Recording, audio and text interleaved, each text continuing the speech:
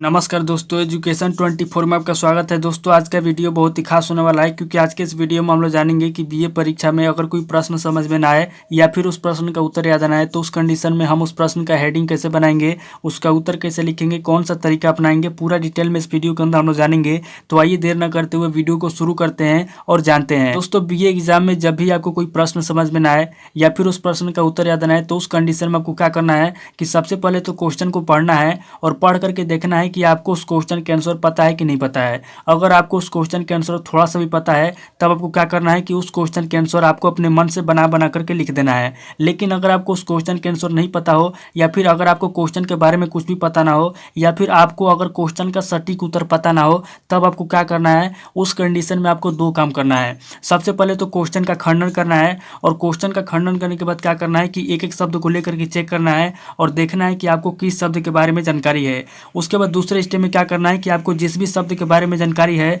उसी शब्द को लेकर के विस्तारित करना है, यानी कि उसी शब्द का हेडिंग बनाना है, उसी शब्द का आंसर लिखना है। यानी कि आपको क्या करना है कि एक शब्द से अनेक शब्द बनाना है। जैसे दोस्तों यहाँ पे आपका क्वेश्चन दिया हुआ है, डॉक्टर जीएस खुरिये ने जाति प्रथा के संबंध में क्या विचार दिए बताइए। अब दोस्तों मान लीजिए कि अगर आपको डॉक्टर जीएस खुरिये ने जाति प्रथा के संबंध में जो विचार दिए, अगर आपको डॉक्टर जीएस खुरिये द्वारा जाति प्रथा के संबंध में दिए गए विचारों के बारे में पता है या फिर अगर आपको इस क्वेश्चन का सटीक उत्तर पता है तब तो आप इस क्वेश्चन के आंसर बहुत आराम तरीके से लिख पाएंगे। लेकिन अगर आपको डॉक्टर जीएस खुरिये ने जाति प्रथा के संबंध में जो विचार दिए हैं या फिर इस क्वेश्चन का जो सटीक उत्तर है, अगर आपको इसका सटीक उत्तर पता ना हो या फिर इस क्वेश्चन के बारे में अगर आपको कुछ भी पता ना हो तब आप क्या करेंगे, यहाँ पे दोस्तों आप क्वेश्चन का खंडन करेंगे और एक एक शब्द को लेकर के चेक करेंगे और जिस शब्द के बारे में जानकारी होगा उसी शब्द को लेकर के विस्तारित करेंगे। तो यहाँ पर दोस्तों हम लोग क्या करेंगे, यहाँ पर दोस्तों हम लोग सबसे पहले क्वेश्चन का खंडन करेंगे, उसके बाद दूसरे स्टेप में हमको जिस शब्द के बारे में जानकारी होगा उसी को लेकर विस्तारित करेंगे, यानी कि उसी को लेकर के उसका हेडिंग बनाएंगे, उसी को लेकर के उसका आंसर लिखेंगे।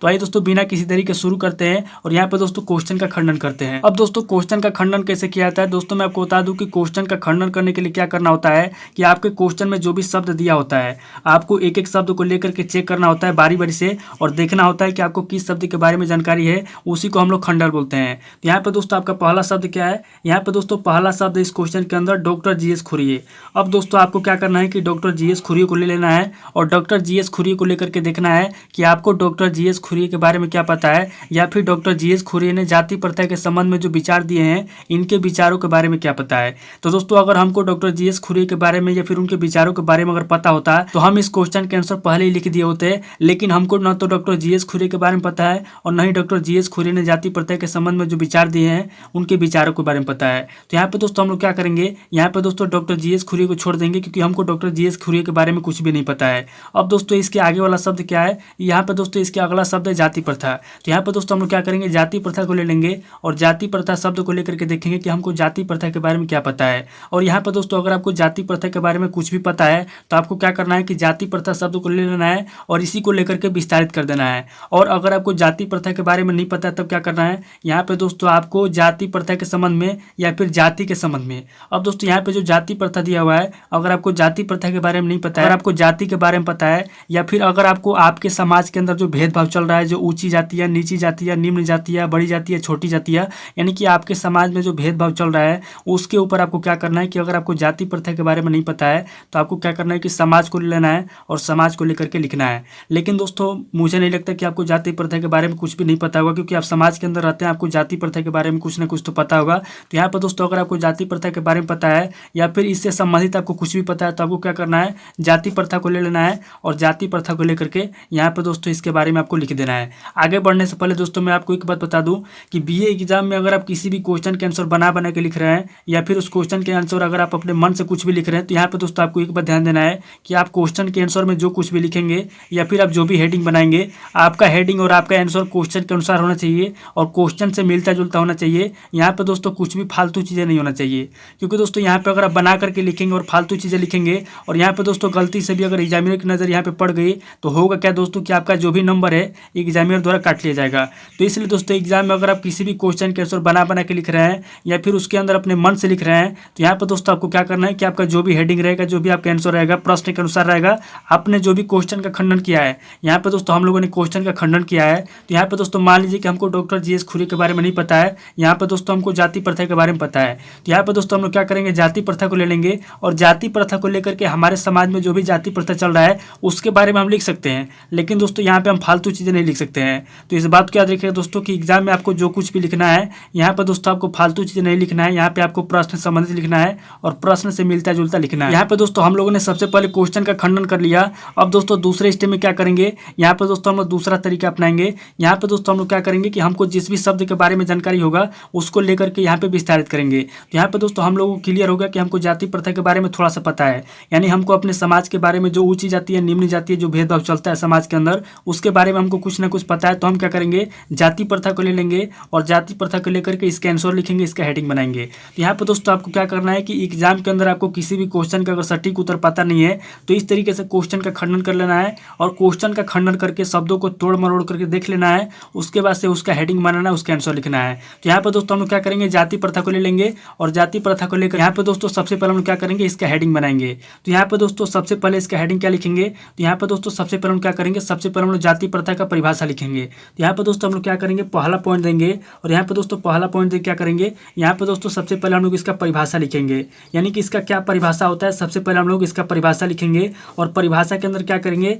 यहाँ पे दोस्तों आपको क्या करना है कि आपको जितना भी आता है, यानी कि जाति प्रथा के बारे में आपको जो कुछ भी मालूम है, यहाँ पे दोस्तों आपको कम से कम 3 लाइन 4 लाइन 5 लाइन को जितना भी आता है, आपको जितना भी आता है यहाँ पे दोस्तों आपको लिख देना है। और यहाँ पे दोस्तों जब आप लिख लेंगे उसके बाद क्या करना है, यहाँ पे दोस्तों आपको दूसरा पॉइंट देना है और यहाँ पे दोस्तों दूसरा पॉइंट देकर आपको क्या करना है, यहाँ पे दोस्तों दूसरा पॉइंट देकर आपको लिखना है जाति प्रथा का अर्थ, यानी कि आपका जो दूसरा पॉइंट है, दूसरा हेडिंग है, यहाँ पे दोस्तों आपको दूसरे हेडिंग में लिखना है जाति प्रथा का अर्थ। यानी कि दोस्तों मैंने आपको पहले बता दिया कि आप जब क्वेश्चन का खंडन करेंगे और शब्दों को लेकर के जब विस्तारित करेंगे तो जिस भी शब्द को आप विस्तारित करेंगे उस कंडीशन में दोस्तों आप उसी शब्द का हेडिंग बनाएंगे, उसी शब्द का आंसर लिखेंगे, सब कुछ आपको उसी शब्द का लिखना है। तो यहाँ पे दोस्तों हम लोगों ने जाति प्रथा को लेकर के सबसे पहले जाति प्रथा का परिभाषा लिख लिया। अब दोस्तों यहाँ पे हम लोग जाति प्रथा के यहाँ पे लिखेंगे जाति प्रथा का अर्थ, यानी कि जाति प्रथा का क्या अर्थ होता है। यहाँ पे दोस्तों दूसरे हेडिंग में हम लोग लिखेंगे जाति प्रथा का अर्थ। यहाँ पे दोस्तों हमारा दूसरा हेडिंग हो जाएगा जाति प्रथा का अर्थ। अब दोस्तों यहाँ पे जाति प्रथा का अर्थ वाले हेडिंग में क्या करना है, यहाँ पे दोस्तों आपको जितना भी याद है, आपको जितना भी आता है, यहाँ पे दोस्तों आपको 10 से 12 लाइन 13 लाइन आपको जितना भी याद है यहाँ पे दोस्तों आपको लिख देना है। और जब आप यहाँ पे लिख लेंगे उसके बाद क्या करना है, यहाँ पे दोस्तों आपको तीसरा पॉइंट देना है और तीसरा पॉइंट देकर आपको तीसरा हेडिंग लिखना है। दोस्तों एक बात याद रखिए, यहाँ पे मैं आपको जो कुछ भी बता रहा हूँ जरूरी नहीं है कि एग्जाम में दोस्तों आपको इसी तरीके से लिखना है। दोस्तों आपको जाति प्रथा से संबंधित जो कुछ भी आता है आप अपने दिमाग से यहाँ पे कुछ भी लिख सकते हैं, लेकिन बस एक बात याद रखना है कि यहाँ पे फालतू चीज़ें नहीं होना चाहिए। तो यहाँ पे दोस्तों हम लोग तीसरा हेडिंग लिखेंगे जाति प्रथा की विशेषताएं, यानी कि जाति प्रथा की क्या विशेषताएं हैं। यहाँ पे दोस्तों हम लोग लिखेंगे जाति प्रथा की विशेषताएं। तो यहाँ पर दोस्तों हमारा तीसरा हेडिंग हो जाएगा जाति प्रथा की विशेषताएं, यानी कि जाति प्रथा की क्या विशेषताएं हैं। और यहाँ पर दोस्तों तीसरे हेडिंग में आपको क्या करना है, यहाँ पर दोस्तों आपको 12 से 13 लाइन या फिर आपको जितना भी याद है, जितने भी आपको आता है, यहाँ पर दोस्तों आपको लिख देना है। और जब आप यहाँ पे लिख लेंगे उसके बाद क्या करना है, यहाँ पर दोस्तों आपको चौथा पॉइंट देना है। और यहाँ पर दोस्तों चौथा पॉइंट देकर आपको चौथा हेडिंग क्या लिखना है, यहाँ पर दोस्तों आपको चौथा हेडिंग लिखना है जाति प्रथा का प्रभाव, यानी कि जाति प्रथा का क्या प्रभाव है, क्या दुष्प्रभाव है। यहाँ पर दोस्तों आपको चौथे हेडिंग में लिखना है जाति प्रथा का प्रभाव, यानी कि जाति प्रथा का समाज के ऊपर क्या प्रभाव पड़ता है। यहाँ पर दोस्तों आप बना करके अपने मन से लिख सकते हैं। और यहाँ पर दोस्तों इसके अंदर भी आपको कम से कम 10 लाइन 12 लाइन आपको जितना भी आता है, जितने भी आपको याद है, यहाँ पर दोस्तों आंसर में इसके लिख देना है। और जब आप यहाँ पे लिख लेंगे उसके बाद क्या करना है, यहाँ पर दोस्तों आपको 5वां पॉइंट देना है। और यहाँ पर दोस्तों 5वां पॉइंट दे क्या करना है, यहाँ पर दोस्तों इसका 5वां हेडिंग लिखना है जाति प्रथा की हानि, यानी कि यहाँ पर दोस्तों आपने जाति प्रथा के प्रभाव लिखा। अब दोस्तों 5वें हेडिंग में आप क्या करेंगे, यहाँ पर दोस्तों आप लिखेंगे जाति प्रथा की हानि, यानी कि हमारे समाज के अंदर जो जाति प्रथा चलती है उसकी क्या हानि है। यहाँ पर दोस्तों आपको लिखना है जाति प्रथा की हानि। तो यहाँ पर दोस्तों हम लोग 5वें हेडिंग में लिखेंगे जाति प्रथा की हानि, यानी कि जाति प्रथा की क्या हानि है। यहाँ पर दोस्तों हम लोग जाति प्रथा की हानि लिखेंगे। और जाति प्रथा की हानि वाले हेडिंग में आपको क्या करना है, यहाँ पर दोस्तों आपको कम से कम 10 लाइन 12 लाइन 13 लाइन आपको जितना भी याद है, आपको जितना भी आता है, यहाँ पर दोस्तों अपने मन से बना करके लिख देना है। जब आप यहाँ पे लिख लेंगे उसके बाद क्या करना है, यहाँ पर दोस्तों आपको 6ठा पॉइंट देना है। और यहाँ पर दोस्तों 6ठा पॉइंट दे क्या करना है, यहाँ पर दोस्तों आपको अगला हेडिंग लिखना है जाति प्रथा के दोष, यानी कि जाति प्रथा के क्या दोष है। यहाँ पर दोस्तों आपको आगे लिखना है जाति प्रथा के दोष। यहाँ पर दोस्तों आपका अगला हेडिंग हो जाएगा जाति प्रथा के दोष, यानी कि जाति प्रथा के क्या दोष हैं। यहाँ पर दोस्तों आपको 6ठे हेडिंग में जाति प्रथा के दोष लिखना है। और यहाँ पर दोस्तों कम से कम आपको 13 लाइन 14 लाइन आपको जितना भी याद है, यहाँ पर दोस्तों आपको जितना भी आता है, आपको जितना भी याद है, यहाँ पर दोस्तों आपको लिख देना है। और जब आप लिख लेंगे उसके बाद क्या करना है, यहाँ पर दोस्तों लास्ट में अगर आपको जाति प्रथा को लेकर के अगर कोई शब्द याद आएगा, कोई पॉइंट याद आएगा तो लिख देंगे, नहीं याद आएगा तो क्या करना है, यहाँ पर दोस्तों लास्ट में आपको 7वां पॉइंट देना है। और 7वां पॉइंट देकर दोस्तों यहाँ पे आपको निष्कर्ष लिख देना है, यानी कि इस क्वेश्चन का क्या निष्कर्ष निकलता है, लास्ट में आपको निष्कर्ष लिखना है। और निष्कर्ष के अंदर आपको क्या करना है कि अपने मन से बना करके आपको जो कुछ भी आता है यहाँ पर दोस्तों 6 से 7 लाइन आपको लिख देना है। और जब आप यहाँ पे लिख लेंगे उसके बाद क्या करना है, यहाँ पर दोस्तों आपने जिस शब्द का खंडन किया था जाति प्रथा को लेकर के, यहाँ पर दोस्तों आपका क्वेश्चन भी कंप्लीट हो जाएगा और आपका आंसर भी कंप्लीट हो जाएगा। तो इस तरीके से दोस्तों एग्जाम में आपको क्या करना है कि जब भी आपको कोई प्रश्न समझ में ना आए या फिर जब भी आपको किसी प्रश्न का सटीक उत्तर पता ना हो, तब क्या करना है कि दोस्तों यही तरीका अपनाना है। सबसे पहले क्वेश्चन का खंडन कर लेना है, उसके बाद खंडन करने के बाद आपको जिस भी शब्द के बारे में जानकारी हो उसको लेकर के हेडिंग बनाना है और हेडिंग के अंदर इसी तरीके से आपको जितना भी आता है आंसर लिखना है। दोस्तों आप एक बात और याद रखिए कि हेडिंग आपका प्रश्न के अनुसार होना चाहिए। आंसर में अगर आप कुछ भी लिखेंगे चलेगा, उससे कोई फर्क नहीं पड़ता, क्योंकि एग्जामिनर के पास इतना समय नहीं है कि आपके एक एक शब्द को मिला करके चेक करेगा। इसीलिए मैंने आपको पहले बता दें कि आपका जो हेडिंग होगा, जो आंसर होगा प्रश्न के अनुसार होगा और प्रश्न से मिलता जुलता होगा, बस फालतू चीज़ें नहीं लिखना, इस बात को याद रखिएगा। अगर आप इस तरीके से बना करके लिखेंगे और मान लीजिए कि अगर आपका ये 10 नंबर का क्वेश्चन है और अगर आप अच्छे तरीके से हेडिंग बनाएंगे, अच्छे तरीके से बना करके आंसर भी लिखेंगे, तो दोस्तों यहाँ पे 10 नंबर का क्वेश्चन है तो आपको 6 या 7 नंबर जरूर मिलेगा। क्योंकि दोस्तों ये जो तरीका है एग्जाम के अंदर बहुत सारे स्टूडेंट अपनाए हैं और उनको बहुत अच्छा रिजल्ट मिला है, इसलिए मैं आपको बता रहा हूँ। तो एग्जाम में दोस्तों अगर जब भी आपको कोई दिक्कत होता है, प्रश्न समझ में नहीं आता है, तो ये तरीका अपना के आपको लिख लेना है। तो दोस्तों उम्मीद करता हूँ कि इस वीडियो से आपको बहुत कुछ सीखने को मिला होगा। अगर आपको वीडियो अच्छा लगा तो वीडियो को लाइक कीजिए, शेयर कीजिए और कमेंट करके बताइए कि आपको नेक्स्ट वीडियो किस टॉपिक के ऊपर चाहिए। थैंक यू दोस्तों।